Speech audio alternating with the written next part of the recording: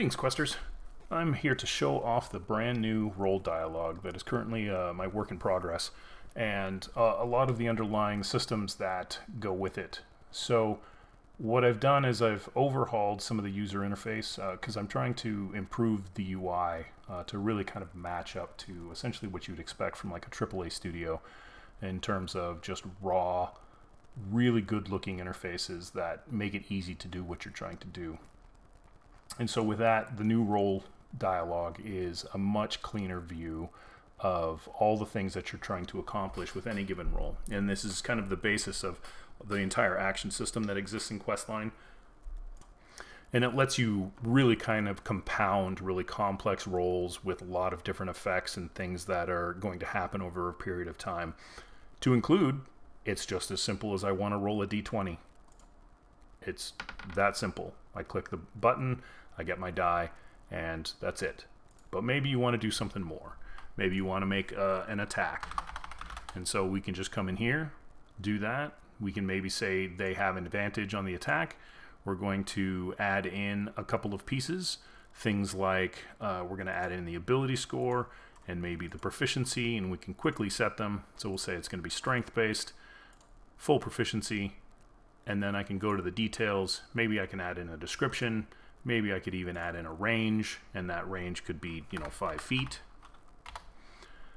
And as I go through the different options in the effects, I can just quickly modify what I need.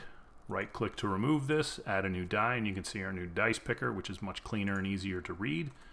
And then we'll add in things like maybe a damage type. We can add in the ability score for extra damage. And then we'll pick our damage type. So we'll do just a longsword, slashing with some strength. And you can see very easily I've done my job. I click roll and all my dice pop out, and it gave me a full preview inside the dice dialogue of what was actually going to happen. And this is just kind of the underlying changes that I really plan on making to the entire interface to really make it a much cleaner and more improved UI, so that even the newest of players and people who are on tablets and devices have a much easier way to edit all of these things. And you'll see in the post, in the Patreon post, a lot of the details, a lot of the design that I've started coming up with, and I've spent a lot of time really working on it. And you'll get to see it as when I roll this patch out, and hopefully in the next few weeks you'll be able to see things like the game settings. You'll see the whole property system is much cleaner to read.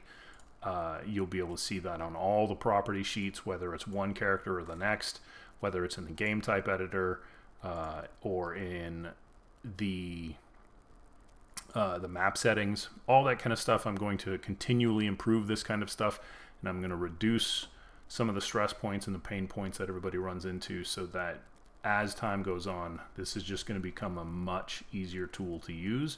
And I know I've built it around the idea of trying to make it easy to begin with, but my goal is to always make it easier and to make it simpler, so that even the most complicated games can be played without a lot of fuss and a lot of muss.